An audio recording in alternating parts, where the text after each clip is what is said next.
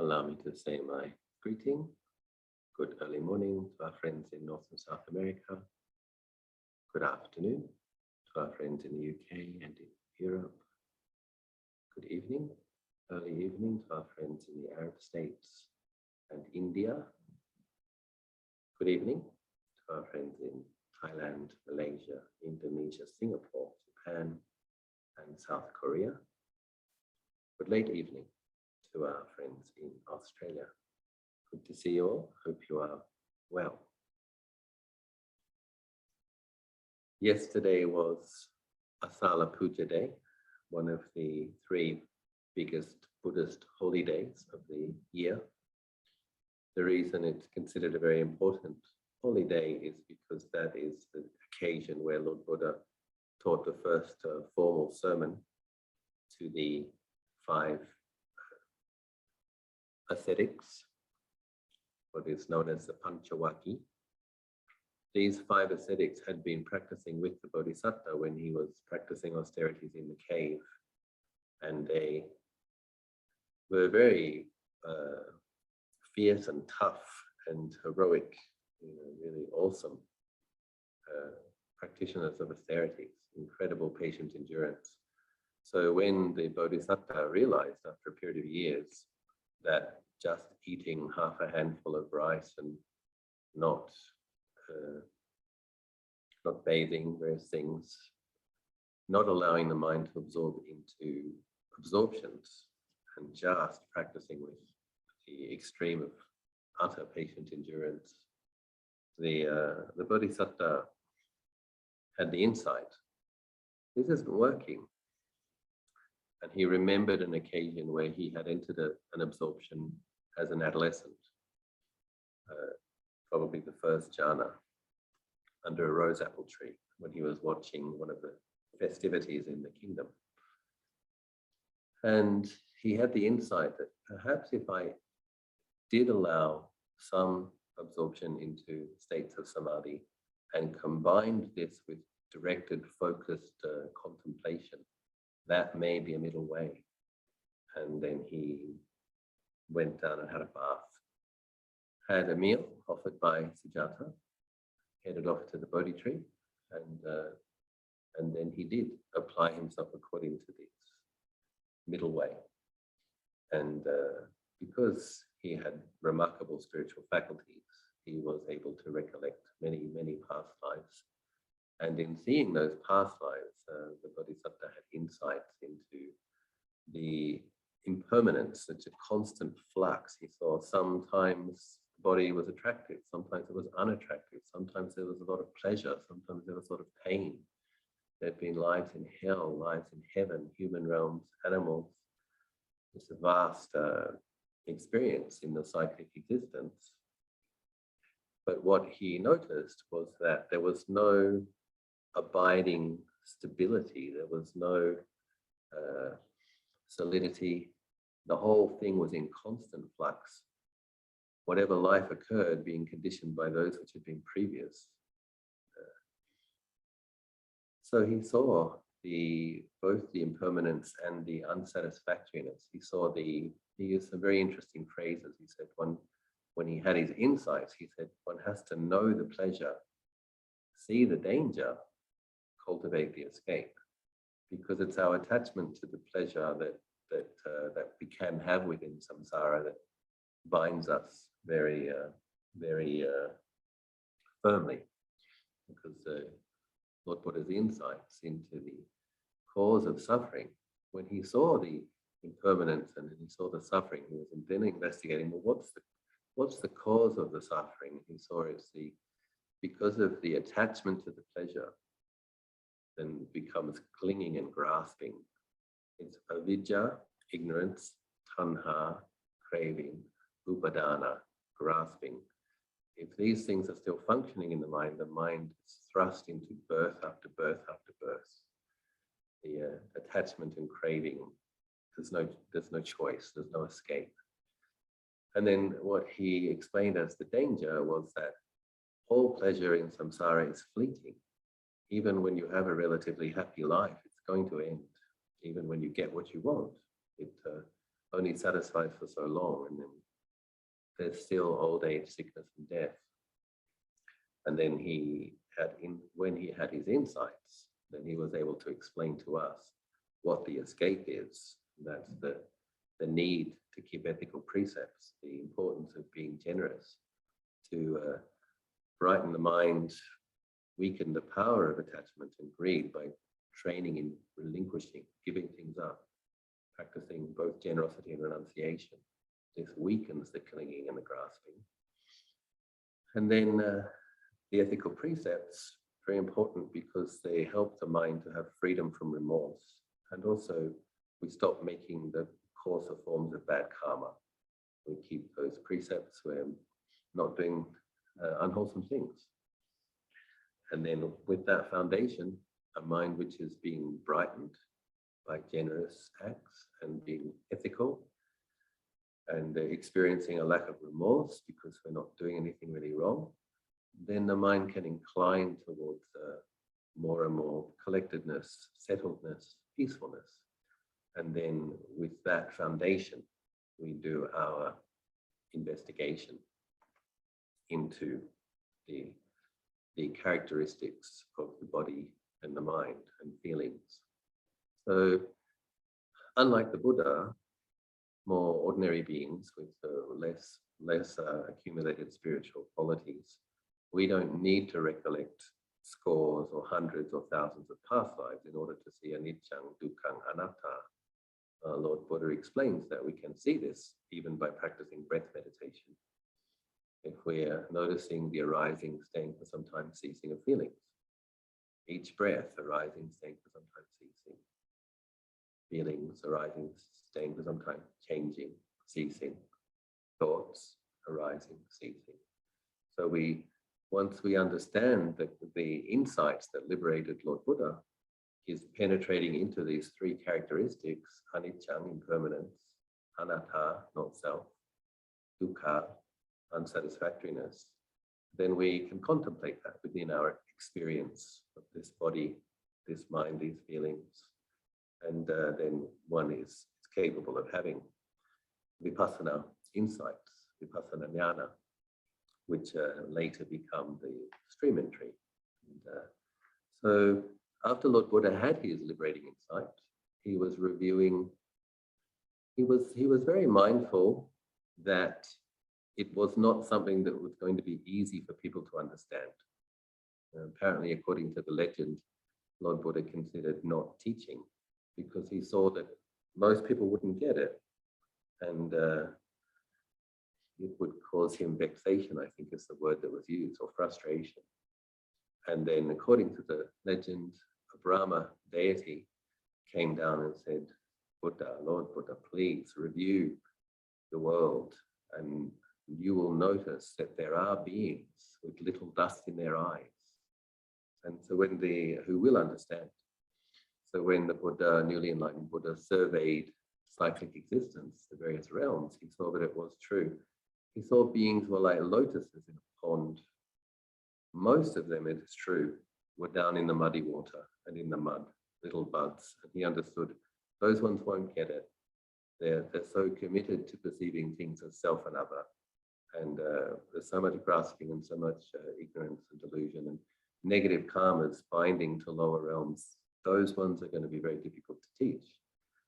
But he also saw that there were lotuses that were in clear water that were becoming kind of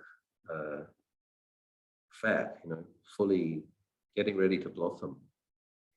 And then there were those that were just under the surface that were already opening, and there were a few that were above the water, ready to open. So when he considered, well, who can I teach?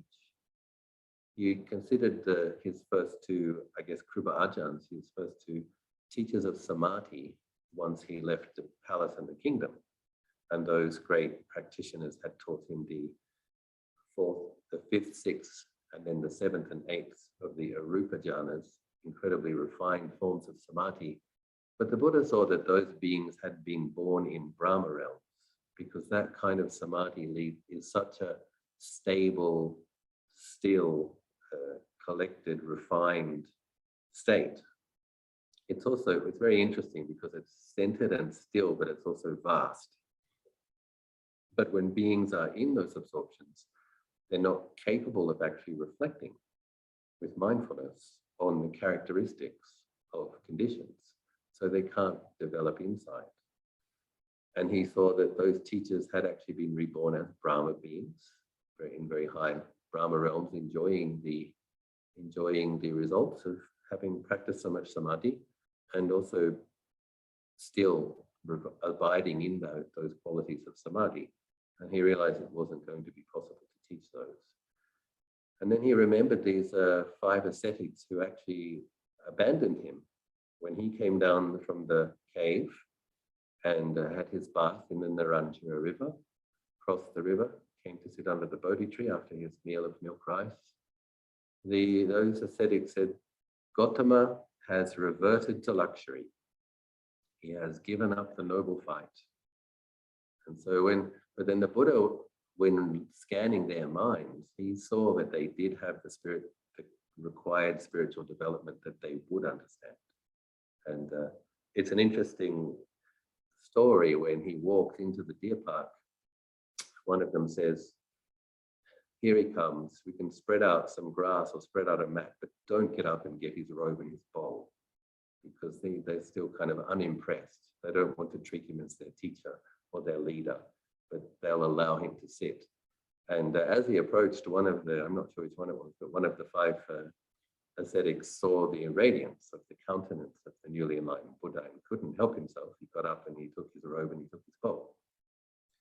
But when Lord Buddha started to try to explain what he had realized, I think it was twice that they said, but you reverted to luxury. How could you possibly have? Reverting to luxury meaning having one meal a day. It was their standard of austerity was extremely strict. And he says, no, I really have penetrated into the unconditioned.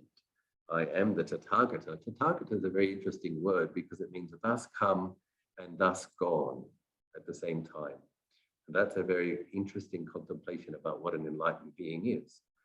Certain amount of qualities, certain amount of merits that needed to be present, that's the thus come.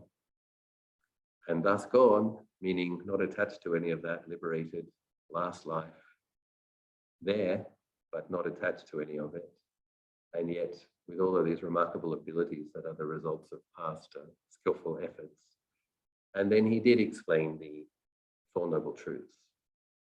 So when talking about unsatisfactoriness, just the fact of dukkha, sometimes Buddhism gets a bad rap. People, these Theravadan Buddhists always talking about suffering, and we get, the Vajrayana is much more marketable. It's much more interesting for a deluded being to get excited about getting an empowerment. I'm going to go and get an empowerment, and I'm going to be able to. After that, I'm going to be able to visualize myself as a great bodhisattva, in perfect form and full of jewels and very beautiful. That's very attractive to the mind. And then Theravada, it's like, let's come and consider suffering, the pervasiveness of suffering in all conditions. It's not as easy to market. And however, we need to see Lord Buddha was a truly excellent physician. And when you have an illness, or whether you have an ailment or a sickness, you have to be able to tell the doctor, this is the problem, doc. So the doctor can give a prognosis and work out what medicines you need. So Lord Buddha is telling us, this is your illness. This is the problem. You've got this thing called dukkha. You are subject to birth. You are subject to aging. You are subject to death. You will have to associate with that you don't like, and you will be separated from that you do like, no matter who you are. In this conditioned realms of experience, existence, this is going to be part of your experience, a big part of it. So for those of us who are truthful and paying attention, we kind of have to take that on the chin. It's true. I do have to be with things I don't enjoy. I do have to be separated from things that I do like. Yeah. Then Lord Buddha explains why. And so, but he does say about dukkha that it must be known. knowing. So if you look at what deluded beings do, normally in relationship to dukkha, is we want to run away from it. We want to chase after as much sensual pleasure as we can. We don't want to just sit with it and acknowledge it and know it as it is. And Lord Buddha says, this is what you need to do. And he explains that the cause of dukkha is the grasping and the three types of craving. The three types of craving: craving for, sensual craving, craving for becoming, and craving not for. Now that's very interesting it's important to acknowledge that it's the same thing in a kind of an inverse and converse function. Craving for and craving for becoming. So what does that mean?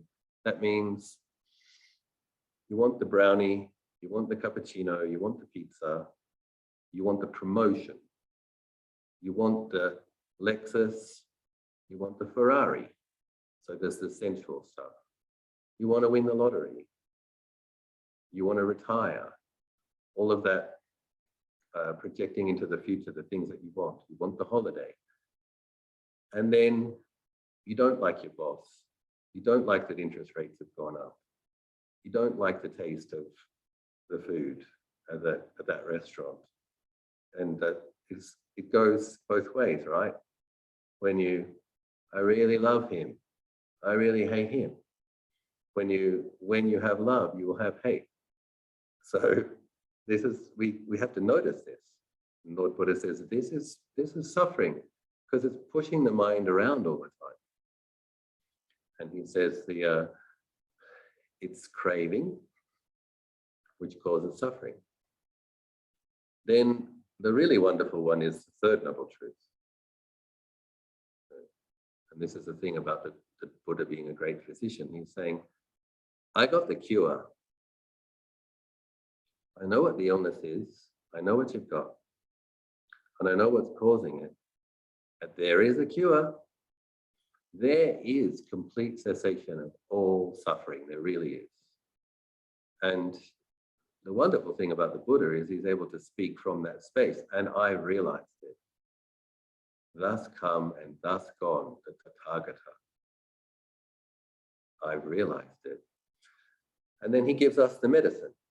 We have to cultivate the Eightfold Path. So dukkha is to be known. And so when we do our meditation practice, and there's knee pain, and there's shoulder pain, and there's mental pain, I think that when you come and there's been some conflict at work, or there's some misunderstanding in the family, or illness in the body, okay, we know this. And it's important to understand this is a characteristic of experience. Nothing's going wrong. We don't have to be contentious with it. We have to know it for what it is. And then knowing that this is a very large aspect of conditioned experience, then we have to be reasonable in our expectations. We shouldn't expect more from life and from samsara than it can actually give. Then understanding that craving is a big problem because it pushes us around and we end up doing things that perhaps aren't so skillful. I mean, sometimes you have to take it a bit extreme to understand where we're going with this. If you married and you have an affair and you have another affair and you have another affair because you just cannot contain your sexual passion when you see something that you like and you want to be with it and you enjoy sexual pleasure and you want to have more of it, it's going to end in a failed relationship and conflict and sadness. So it's like what starts as me wanting to fulfill more pleasure, believing that that's happiness, quickly becomes a lot of confusion, conflict, and frustration for yourself and those around you. Similarly with irritation and aversion. You know, the guy next door is mowing the lawn in the morning, you don't like it, doing it again. If you're not mindful, and if it happens too often and you cultivate your irritation and aversion, one day you might pick up something, throw it out the window, hit him in the head, and you're going to jail. It's like, so, you know, we do have to acknowledge that craving, when it's not within a container, it can get us in big trouble. Sometimes it's an interesting exercise to look at the news. Look at the news and don't listen to the details of the story, just have a kind of a look. Okay, who got lost in their craving and acted on it? And how did that end up for them? Who got lost in their aversion and acted on it? How did that end up for them? And you can see the way these energies, the three root kilesas, are pushing around worldly beings and getting us into all sorts of trouble. So we need to have it within a container. So Lord Buddha says that craving is to be abandoned. So it's to be relinquished in that truth. So the instructions are to know dukkha, understand the cause, and relinquish it. So that starts with keeping the precepts. When you keep the precepts, you're keeping the craving energies within parameters. I want to have another affair. I want to have another partner. It's against the precepts. I'm not doing it. I want to kill the neighbor. It's against the precepts too. I'm not doing it. And what happens is when you don't act on these compulsive impulses, the power of the kilesa gets less, and it pushes your mind around less. And then when you're doing your mental cultivation, that's part of the Eightfold Path, the right mindfulness, the right concentration, the right thought. When you're doing your contemplation, when the kilesas are weaker, the mind is more right to have insights.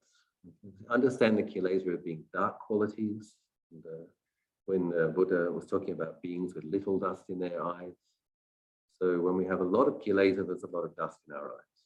When we contain the kilesas and don't act on them, it's like washing the dust out of the eyes. And the eyes are getting more ripe, more ready for insight, seeing clearly. And so the wonderful thing about the Buddha's teachings, and the wonderful thing about the Dhamma, is I like to think what Luang Por Liam has said and what Luang Por Chah has said. Exactly where the suffering is, that is the place of practice. So we don't have to get contentious with suffering. We don't have to resent suffering. We have to get interested in it and then pay attention to it. Because what happens when you pay attention to suffering is you begin to notice how much craving for or craving not for is there.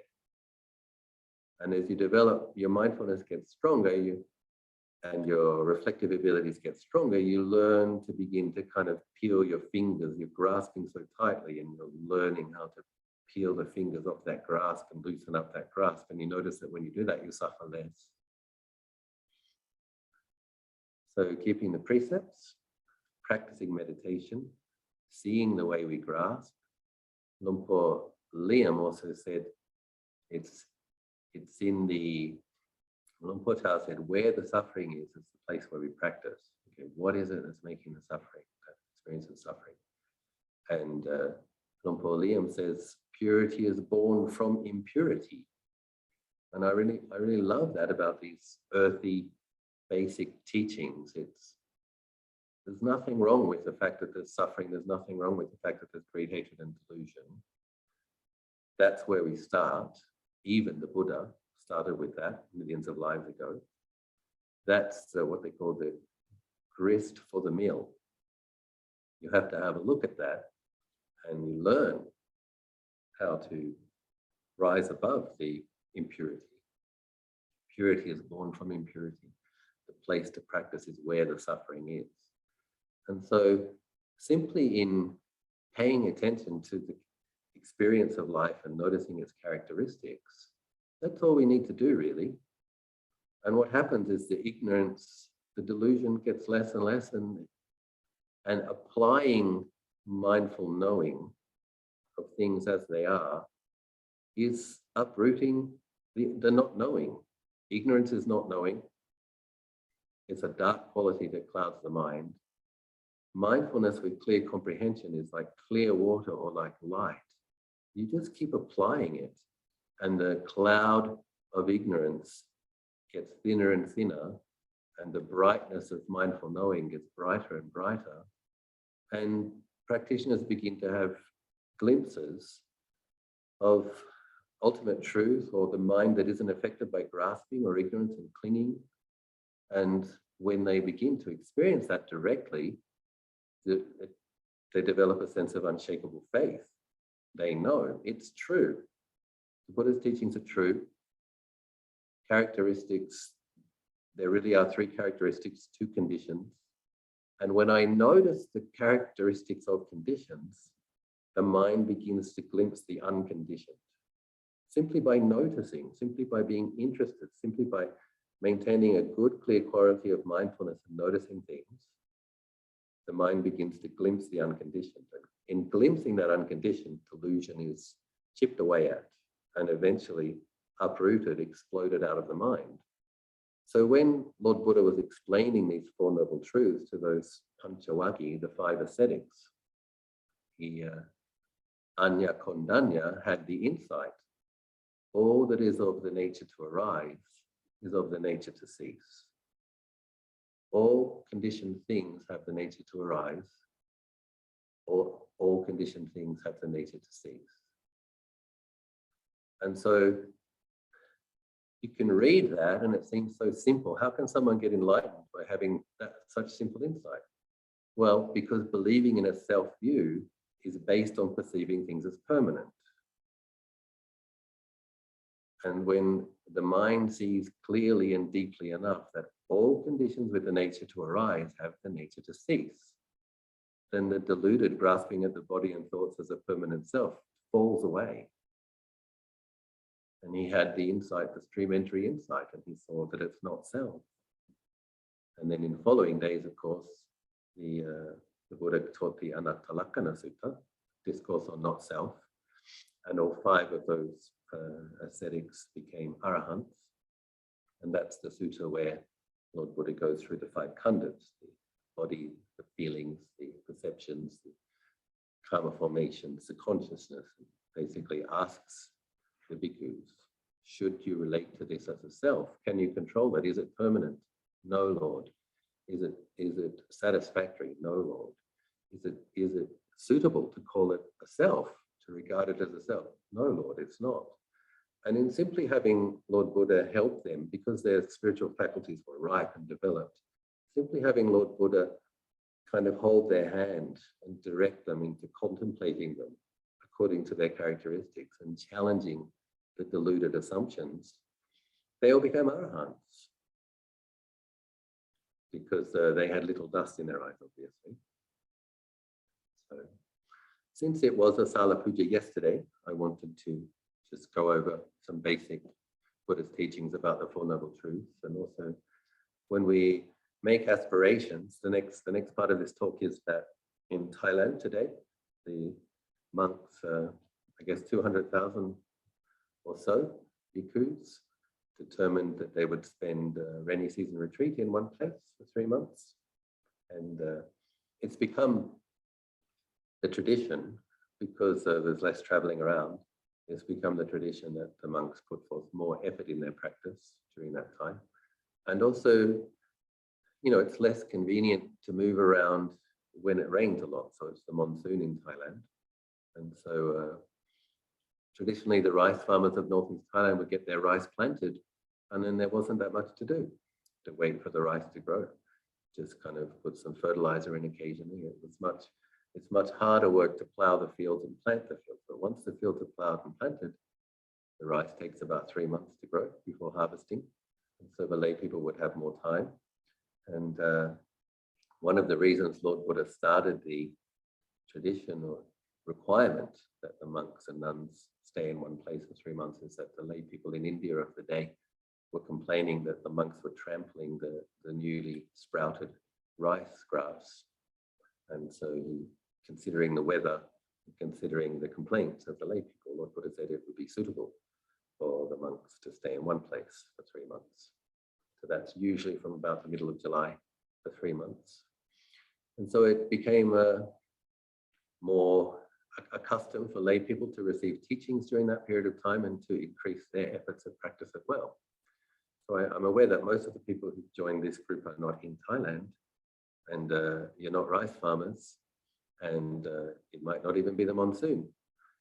But I thought it might be nice to give people the opportunity, because taking a 3-month period once a year to try to do a bit more is a very skillful thing to do. It's like to say that I'm going to do this for the rest of my life can seem a bit oppressive. But if you say, okay, for 3 months I'm going to do it, then that seems doable for many people. And then, of course, when you get to the end of the 3 months, and if it turns out to be the case that what you've been doing has been helpful to you, and you notice an increase in clarity or well-being, less suffering or more self-respect or whatever it is, whatever unskillfulness you abandon for a period of time, whatever skillfulness you cultivate for a period of time, when we see the benefit of it, because 3 months is a long enough period of time to also see the benefit as well. And so, okay, no, this really does make sense. Then it becomes possible to extend it. And, some monks in Thailand sometimes make a bit of a joke. They're saying, I think because a lot of people will give up drinking just for the rainy season retreat period, and then they go back to drinking afterwards. I can't remember which monk said it, but he said, I want you to change this tradition. I want you to drink during the rainy season retreat for 3 months. And I want you to give it up for 9 months after the retreat's finished. So stop drinking. But anyway, so for my rainy season retreats, I've been giving more attention to our significant building project. Sometimes abbots have to do this, part of our duties. One of the things we do to build infrastructures and communities is making spaces for people to practice within. But I'm going to do less of that and more meditation. So my primary vow was to do 5 hours of sitting as a minimum per day. So I might do more some days, but that's my minimum for this next 3 months. So I have to do 1 hour before arms round, 1 hour after arms round, 2 hours in the afternoon, and again at the evening chanting time. But I also have chanting. I also have some walking meditation. I also have my arms round. So it's probably going to be closer to 8 hours. But the thing, some of my sits got down to just half an hour. And so sometimes you have to fight to regain the territory that samsara has stolen from you again. So I'm reclaiming the territory of my formal practice. And so that's my aspiration. And I thought I'd give you the opportunity, if anybody would like to say, I'll give you 2 choices. You can simply, if you just want me to know, you want to say it in front of one of your teachers, because sometimes when we make a pledge in front of one of our teachers, that will help us keep it. No, I've told the Ajahn I'm going to do this, so I should do it. So that can help us. And especially if you might have the feeling that the Ajahn might ask you in 3 months, did you keep it? Did you do it? I might do that. Just warning you. So if you want to write it in the message, at the end of this session, I will read those messages. But if you'd like to share something with the group, that's nice. Go ahead and, because, when some of our friends make skillful efforts, that can inspire us to make skillful efforts, and we can practice mudita, we can be happy, we can encourage one another, we can rejoice in each other's good efforts. So if anybody would like to make a pledge in the ways that you're going to increase your efforts at dana, sila, and bhavana for the purpose of seeing the 3 characteristics more clearly, please, the floor is yours. Raise your hand.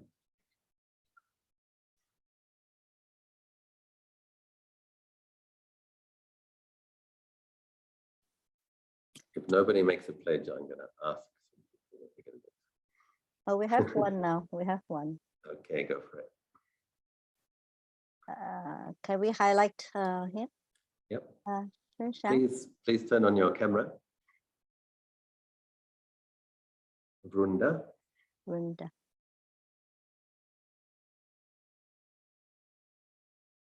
There you go. Yeah. Yeah, unmute, please. Yeah. Thank you so much for today. And I would like to take a pledge that I would practice meditation regularly every day. I have not been able to maintain my practice in the past few months, but for the 3 months, I will do it regularly, consistently every day. Sadhu. Where are you, Vrunda? I'm in Bangalore, India. Okay, wonderful. Thank you. And we rejoice. Thank you. Thank you. Sadhu.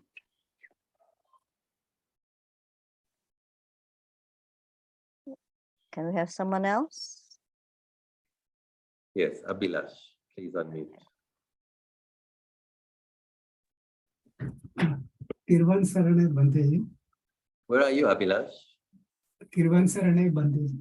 Where are you? Kirvansarane Banteji. Banteji, I'm from India. So I want to take the pledge like out of the meditation hours, I want to recite Buddho Dhammo Sangho and this Asubha Kamattana out of the meditation hours. So I want to practice this. So during my out of the meditation hours, my mind gets agitated and less mindful. So I want to be with the mantras. Thank you. Okay, very good. Sadhu. And can we have Lillian from Bangkok? So Abhilash, did you understand that? Abhilash was saying that outside of the meditation experience, formal practice, that he's going to be making extra effort to keep the mind in wholesome states and not fall into agitation by using these parikamma words, Buddho, Dhammo, Sangho, and by contemplating the nature of the body. So just do the formal practice. We do the formal practice as a foundation to try to maintain mindfulness in our postures. And as Pampa Anand says, keep the mind in the middle, not falling into delighting and having aversion. So Sadhu, Abhilash.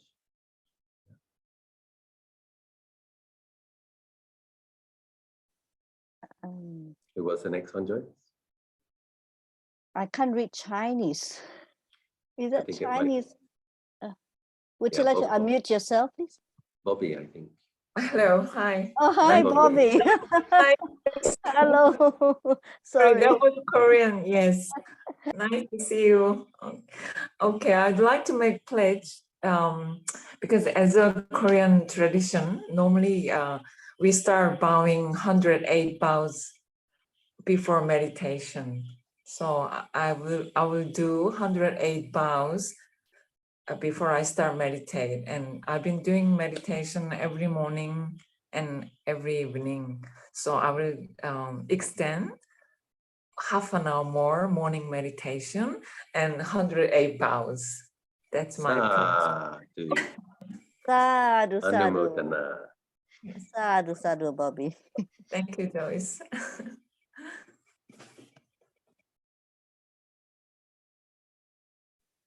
108 bows before meditation. Wow. Sadhu, Bobby. Next will be Lillian from Bangkok. Would you like to unmute, Lillian?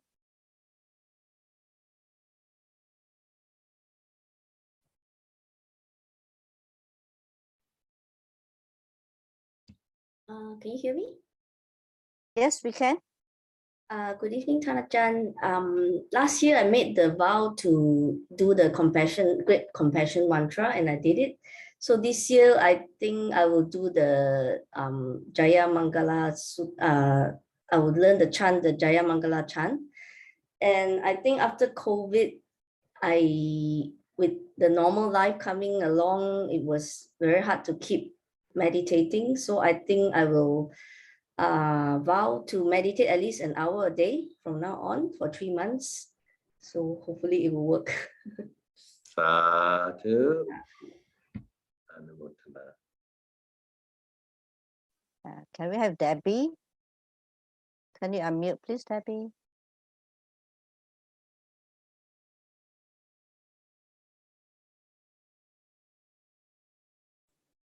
Yeah, real time. Hi. Hi, Debbie. So I pledge, I pledge to have perfect Sheila from year to year, and I pledge I've have done really well. So I pledge to have perfect Sheila. I also pledge to keep up my meditation, and which I have been doing. And this year, what I really want to do is kind of add on some kind of chanting. So my question is, I heard the girl before talking about learning the Jaya Mangala. So I'm just, and the other man also saying that before sitting to start to do some phrases. So I'm curious, yeah, what type, which chant would be most helpful to me? Yeah, so I think I would start with the praises to the three jewels. So that's the one that's the one that starts with, Reciting those yeah, before that's the one that starts starting. with, that's the one that starts with Itipiso Bhagawa, right? Yeah. Yeah. Okay, Yeah, that's a that's good what I starting. pledge. That's a good starting spot. Yeah. Okay. Sadhu. So this person Debbie is keeping her precepts and meditating every day already. That's wonderful. And she's adding chanting practice. Excellent. And the next guy we have Shivani. Can you unmute Shivani, please?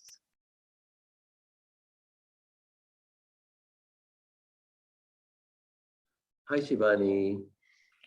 Greetings, Ajahn. Happy Vassa to you. Thank you.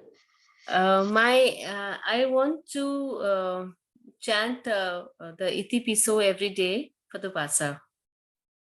So How many times? one mala. Yeah, 108 times the Itipiso. Yeah. That first verse of the praises to the Buddha. Yeah. Sadhu. And will you be doing it in a traditional Indian style, or are you doing it in a faster style? I'm going to do it in that when I do the mala, then I'll do it in the chanting style. Yes, yes. Yeah, reciting it. Annamotana. And you already have a meditation practice? Yeah, that I'm Excellent. that yeah. But I want to make an effort to do that more and more sincerity, and maybe add a little bit of adhityan to it. That's what I plan to do. Sadhu. Yeah. Excellent. Annamotana. Thank you, Ajahn. We also offer our blessing for continued success with your chanting project. Thank you, Ajahn. I have good news. Shivani's finished the Nibbana Sutta and the Kanda Parita, and that's going to be released at my website, our website soon. There'll be an announcement, and the Kanda Parita is my favorite so far, Shivani. I really loved it. Thank you, Ajahn. I still really love it. I really love it. Yeah. So. Thank you so much. And just to mention that sometimes we don't listen to chanting with music as the practice, but in terms of setting an atmosphere, shifting modes, if you've had a busy day at work, if there's some kind of conflict, stress, worry, putting on some chanting with some beautiful music, some ambience can help get you in the mood, and then you turn it off, then you do your chanting, then you do your meditation. So just recognizing that life is challenging and a bit stressful. We want to give people some tools and some resources, and I put it on when I am. It's my cleaning, my kuti music. I don't enjoy cleaning so much, the dusting and all the spider webs and everything. So put on the chanting with music, and I enjoy the cleaning task more. So, Annamotana. Thank you, Ajahn. Thank you. Who's next? Malika in Brisbane.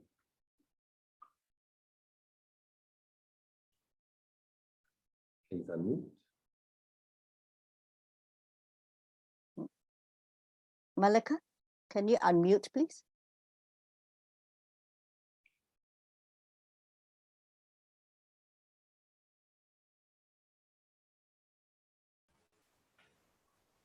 Yes, Malika. Yes. Yeah. John, last year I made a pledge and I was so successful I could do it. And so I just want to do it this time as well, this Vassa. Yeah, remind us. Yeah, because I was doing meditating 3 times a day. Wonderful. And yeah, and then mostly sense restraint. I want to do that. And so that was very helpful for me. And so I just want to continue. And may you have a peaceful Vassa, Ajahn. Thank you. Yeah. Annamotana for your good practice last year, and Annamotana for doing it again. Yeah, and I've got the chanting Mangala Sutta and Ratana Sutta. and met the sutta by heart. So that Great. was very helpful. Wonderful. Sadhu, sadhu, sadhu. Monica's making a special effort because it's 10 past midnight down there in Brisbane. She's still Yes, joining us. Ajahn, yes. Sadhu, sadhu. Thank you. Sadhu. Monica from India. Can you unmute, Monica? Good evening, Ajahn. Hi, Monica.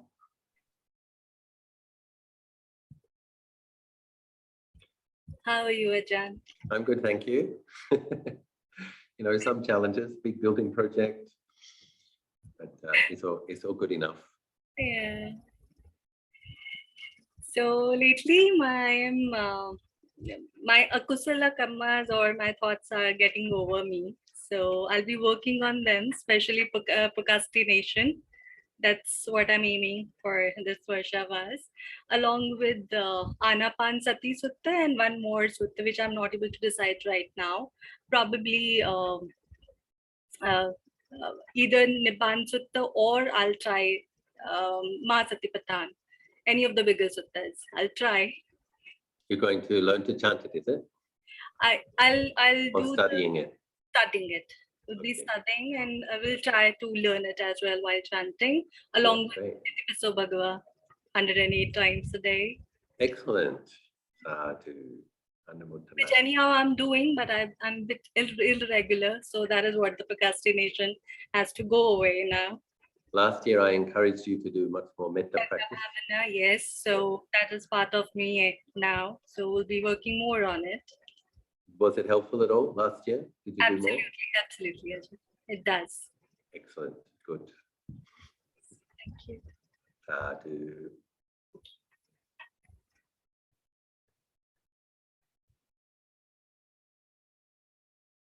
Do we have anyone from the US, Laura? No, okay.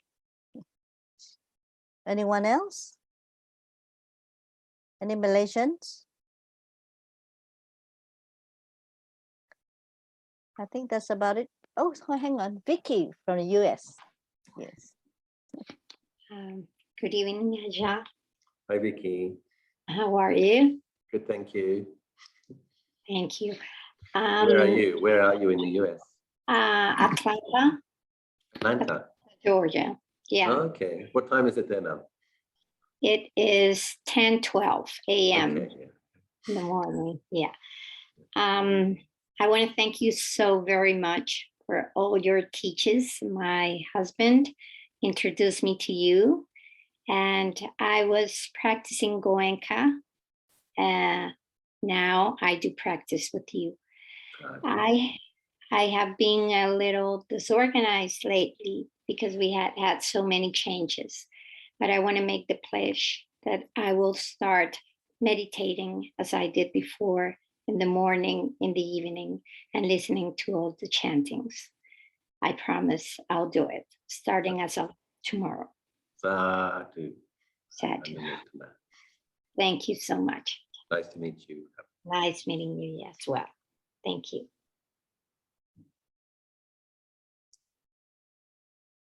Thank you, Vicky. Anyone else? Probably we have one more. One more.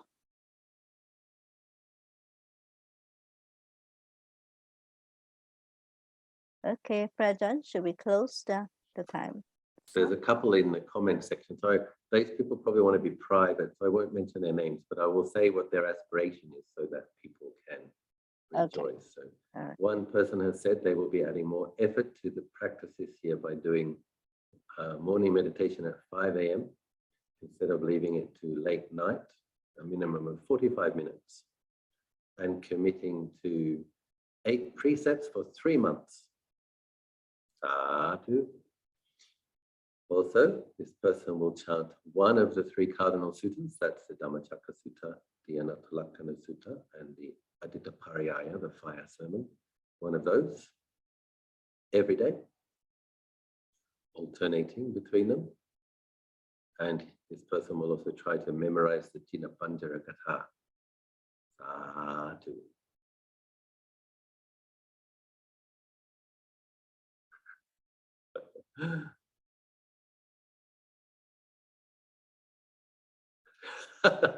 Sorry. Somebody's so somebody's doing an aspect of the unattractiveness of the body meditation, and they're making a determination to. This person, I know this person is very interested in delicious food and somewhat interested in attractive people, I believe. And this person is making a commitment to contemplate one of the very unattractive aspects of the body for 1 to 2 minutes per day, and to add an hour of meditation in the afternoon, if not traveling. Sadhu. This is what we have to do. We have to recognize where a lot of our kilesa is, and we have to begin applying the antidotes. And 1 to 2 minutes every day is a good beginning. The purity grows from impurity, so it's a good thing to look at. Another person in the US is too shy to speak with the group, but she would like to pledge to practice a reflection on gratitude in the morning and to practice loving kindness meditation in the evenings. And the person is thanking me as well. So that is in a time when there's a lot of stress, you know, talking about a new, what do they call them? A new virus, or a new, what do they call it when they morph into something else? The new, I can't remember. Anyway, viruses, monkeypox, and mutating viruses, and constant, and the threat of war and economic implosion or hyperinflation. These hearing information about this all the time can make the mind tense, stressed, worried, anxious, and you know, we need to recognize that. And so making a daily practice of what is still good, because that the way news media sometimes work is that it inflates the negatives so constantly that we don't notice the positives, or we forget about them, or they're not seen in a healthy context or perspective. And for many of us, there's a lot of good still in our lives. And so making that time to appreciate what we have, what we've been given, what we still have, and even if our circumstances are more difficult than they used to be, it's always relative, isn't it? And compared to a lot of other people, we're often still very fortunate. There are things that we can appreciate, things to be grateful for, and that's very close to the mudita Brahmavihara. And so Tanajananand, my main teacher, explains that one of a wonderful support to the practice of mindfulness is the cultivation of the Brahmaviharas. So when we have metta, we have mudita, we have compassion, and very helpful for keeping the mind balanced and bright, and that makes it much more receptive to developing insight, to settling contentedly. So also this a commitment to doing metta each day. Lord Buddha does explain in the Metta Sutta, for those who cultivate loving kindness, the 11 benefits of loving kindness, the mind becomes peaceful easily. So we all want to have minds that become more peaceful more easily. And so cultivating metta is a good way to do that.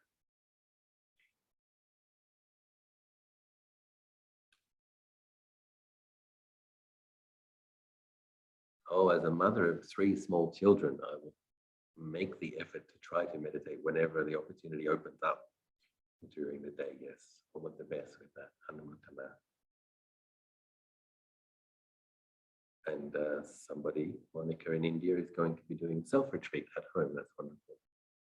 But I myself may be doing a month-long Kuti retreat in September. We'll have to see how the building project goes. But I hope it happens.